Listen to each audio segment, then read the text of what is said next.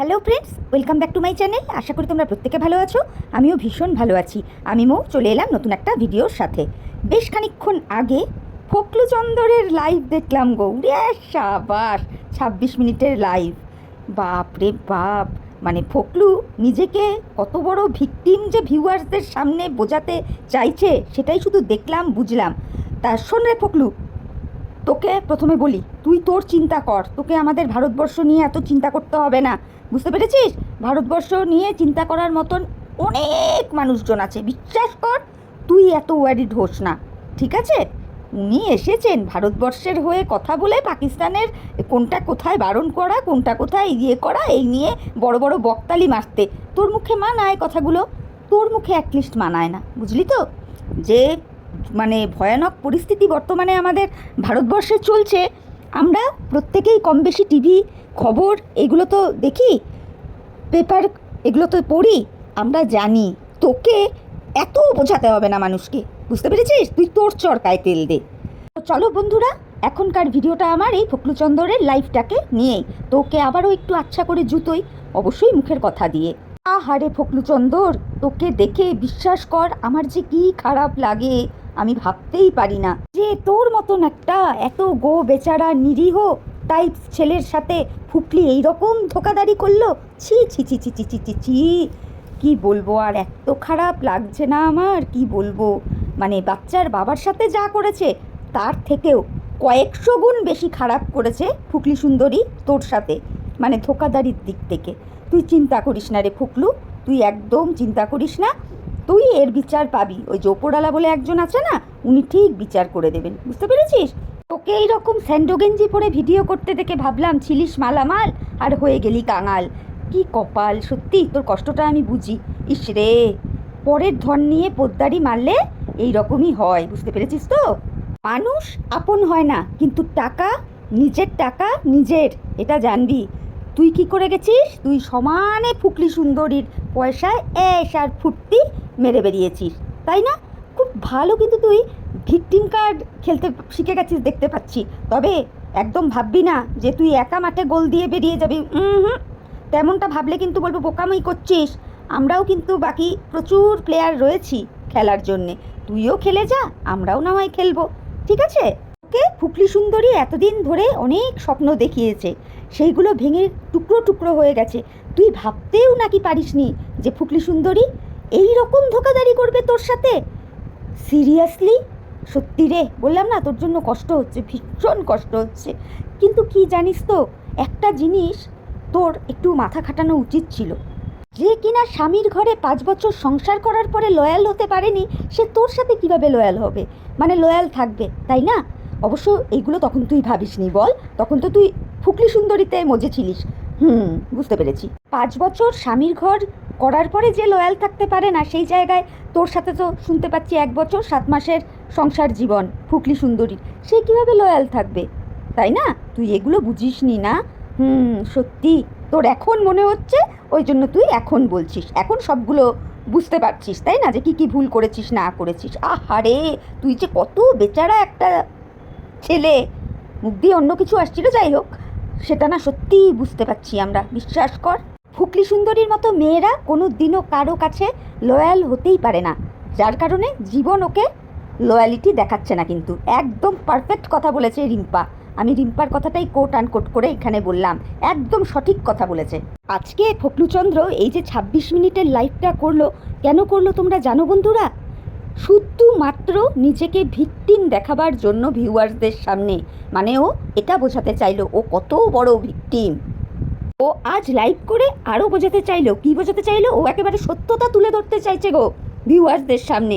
আর কালপ্রিটকে আমাদের ফুকলি সুন্দরী প্রত্যেকটা কথায় কথায় বুঝিয়ে দিচ্ছিল নিজেকে ভিকটিম হিসেবে। ফোকলাই কিন্তু ল্যাটা মাছ নিয়ে দিনের পর দিন ফুকলির সাথে খেলে গিয়েছিল, তাই না? তখন ফুকলির যে গামলার জল ভীষণ ভালো লাগতো ফোকলার, মানে আরও দাও আরও দাও, আরও চাই আরও চাই, এইরকম একটা ভাব ছিল। ঠিক সেই সময়ই ফুকলি সুন্দরীও ফোন করে বলেছে ফোকলাকে, চলে আয়, আমার ফ্ল্যাট ফাঁকা আছে, পুরো সেফ সিকিওর জায়গা, কোনো ব্যাপার নেই, গামলার মধ্যে ল্যাটা মাছ নিয়ে সেই লেভেলের খেলা হবে, চলে আয়। সেই একটা ডায়লগ আছে না, খেলা হবে, ওই রকম ব্যাপার, বুঝতে পেরেছো তো বন্ধুরা? এই যে আমাদের দেশে এত কিছু হয়ে যাচ্ছে ভারত পাকিস্তান এই সমস্ত বিষয়গুলো নিয়ে, তো অবশ্যই আমাদের বিষয়েও তো অনেক কিছু সতর্কতা সাবধানতা মেনটেন করতে বলছে, তাই না? কেন্দ্রীয় সরকার থেকে সেফ সিকিউর জোনে থাকতে বলছে। তো এই ক্ষেত্রে ফোকলার জন্য ফুকলি সুন্দরীর মতো সেফ জোন কিন্তু আর দ্বিতীয় কোনো অপশান নেই। এটা আমি হলফ করে বলছি বন্ধুরা। ইন্ডিয়া পাকিস্তানে কি হচ্ছে না হচ্ছে পরে চিন্তা করো, ফোকলার জন্য ফুকলি সুন্দরীর ফ্ল্যাট হচ্ছে একেবারে সেফ জোন, মার্কা মারা সেফ জোন। আর ঠিক সেই কারণেই ফুকলির একটা কলেই লেজ উঠিয়ে দৌড়তে দৌড়তে ফকলুচন্দর চলে গেছে ফুকলির ফ্ল্যাটে, ওই যে ল্যাটা মাছ নিয়ে খেলাখেলি করতে। বুঝতে পেরেছো তো? হরিনাম সংকীর্তন তো আর করছিল না, তাই না? জানি বন্ধুরা আমার ভীষণ বুদ্ধিমান, ভীষণ ইন্টেলিজেন্ট, সবটাই বুঝে নিয়েছে।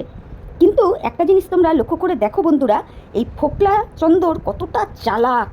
আমি ভিডিও শুরুতে বললাম না যে ও প্রথম থেকেই নিজেকে ভিকটিম দেখাবার মরিয়া প্রয়াস করে গেছে ওর 26 মিনিটের লাইভে। ও নিজেকে ভিকটিম দেখিয়ে অন্যকে কালপ্রিট বানাতে একেবারে ওস্তাদ। এই কিছুদিন আগে ভিডিও করলো, লাইভ করলো, বিয়ের ফটো শেয়ার করলো, ম্যাডামের লাইভে উঠে কত রকমের কথা বলল। আর আজকে এসে কি দেখলাম আমরা? বাচ্চার বাবার গুণকীর্তন গাইতে বসেছে। চল ফোট, তোর কথা কেউ বিশ্বাস করে? তোর কথার কোনো দাম আছে? তোর কথা আর ব্যাঙের মাথা দুটো তো একই, 4 আনা পয়সা দামও তো নেই রে ফকলুচন্দর।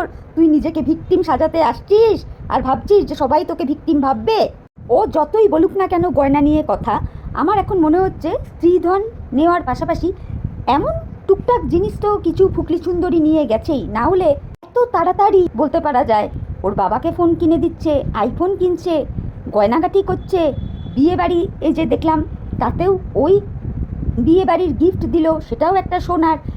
এখন সোনার যা দাম সেই জায়গায় এত কিছু করা কিন্তু চারটিখানি কথা না। আর এখান থেকে বোঝা যাচ্ছে যে ফুকলি সুন্দরী স্ত্রীধনই যে শুধু নিয়ে এসছে তা নয়, তার মানে খানিকটা হলেও মিত্রবাবুদের পরিবারের ভারী ভারী কিছু জিনিসপত্রও সাথে এনেছে।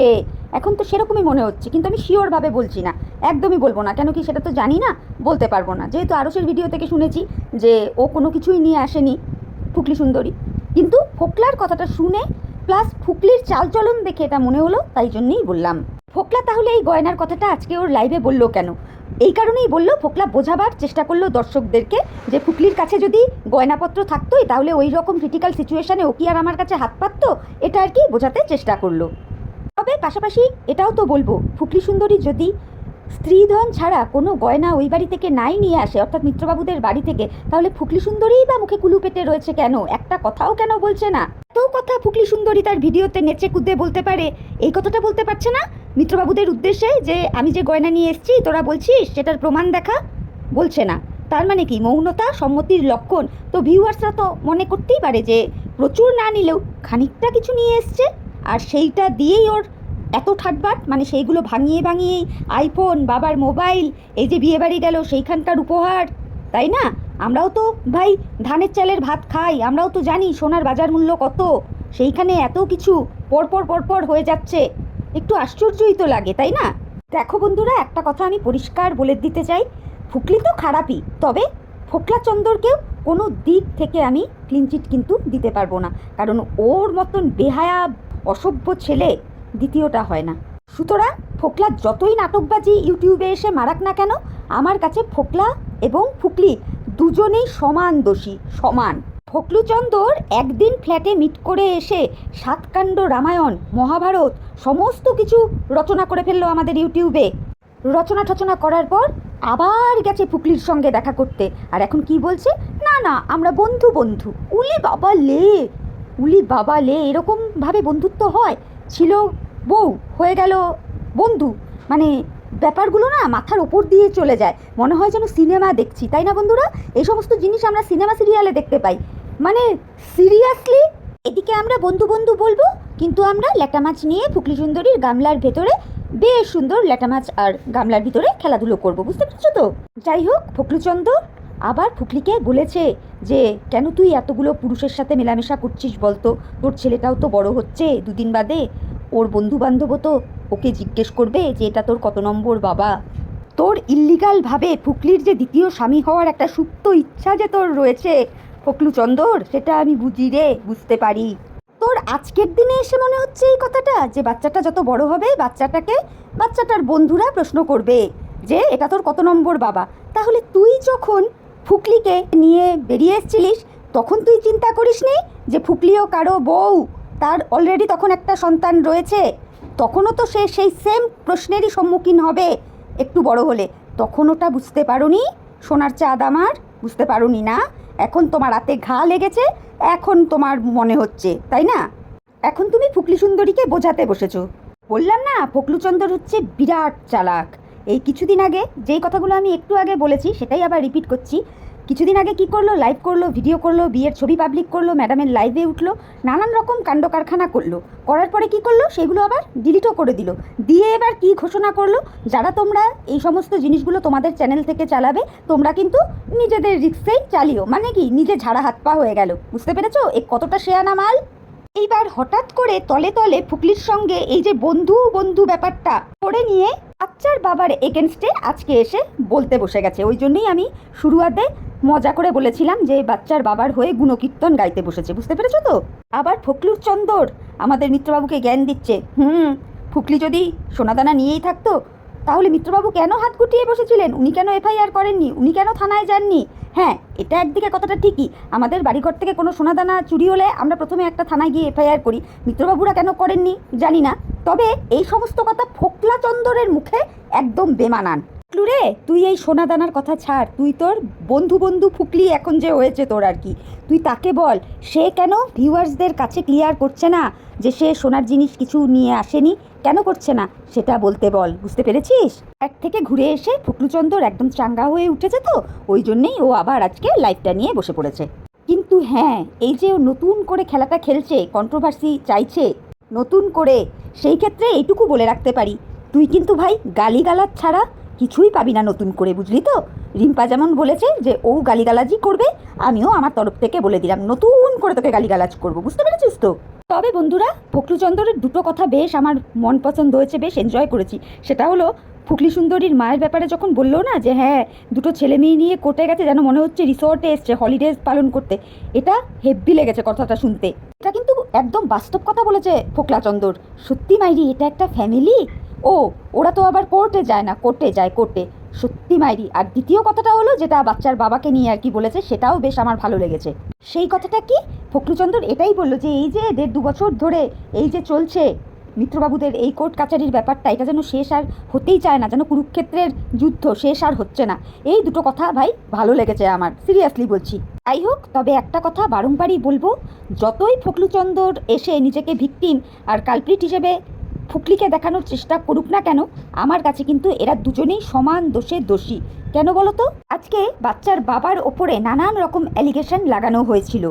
এই যে চ্যাটিংয়ের ক্ষেত্রে বলো, বউকে বিক্রি করা, তাকে বেচু বলে আখ্যায়িত করা, ফুকলি সুন্দরীর বিষয়ে মিত্রবাবু যা যা কথা বলেছিলেন প্রত্যেকটা কথাই কিন্তু সঠিক কথাই ছিল, একটা কথাও কিন্তু মিথ্যে ছিল না। আজকের ডেটে এসে তো সেটা প্রমাণ হয়েই যাচ্ছে, তাই নয় কি?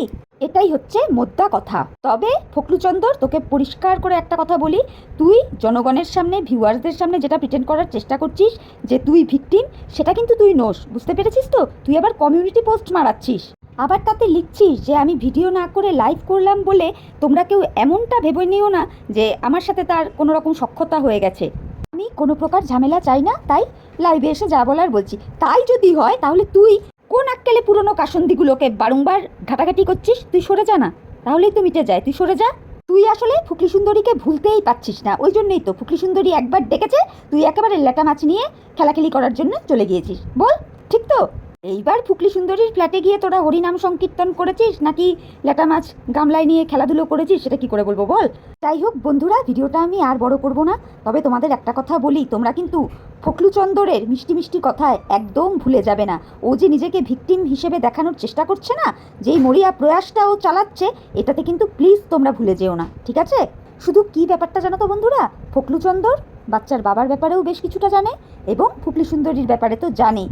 ও একেবারে বিষয়টার মধ্যে ওতপ্রোতভাবে জড়িত। একটাই খালি কথা শুনতে পাই, কল রেকর্ডিং কল রেকর্ডিং, মানে যে যেখান থেকে পাচ্ছে কল রেকর্ডিং শোনাচ্ছে। আজকের ডেটে এসে ফকলুচন্দরকে বলতে হচ্ছে যে ওই যে পোস্ট অফিসে 4.5 লাখ টাকা না 5 লাখ টাকা ছিল না, তার থেকে 2.5 লক্ষ টাকা অফার করেছিল। আরে ভাই, অফার করতেই পারে, ওই রকম আপদকে ঘাট থেকে নামানোর জন্য অফার করতেই পারে। তোর এই কথার মধ্যে কতটা সত্যতা আছে কতটা মিথ্যা আছে ভাই জানা নেই, কারণ তোকে আমরা কেউ বিশ্বাসই করি না, বুঝতে পেরেছিস তো? তো চলো বন্ধুরা, ভিডিওটা আমি এখানেই শেষ করছি। তোমরা আমার কথাগুলো শুনে দেখো যে আমার কথায় যুক্তি আছে কি নেই। তোমরা তোমাদের মূল্যবান মতামত আমার কমেন্ট বক্সে জানিও। আর ভিডিওটা শুনে ভালো লাগলে অবশ্যই লাইক, কমেন্ট, শেয়ার, সাবস্ক্রাইব করে আমার চ্যানেলের পাশে থেকো। তাহলে চলো, আজকের মতো আমি বিদায় নিচ্ছি। নতুন একটা ভিডিওর সাথে আবার দেখা হয়ে যাবে। ততক্ষণ প্রত্যেকে ভালো থেকো, সুস্থ থেকো, সাবধানে থেকো। Tata, bye, love you all.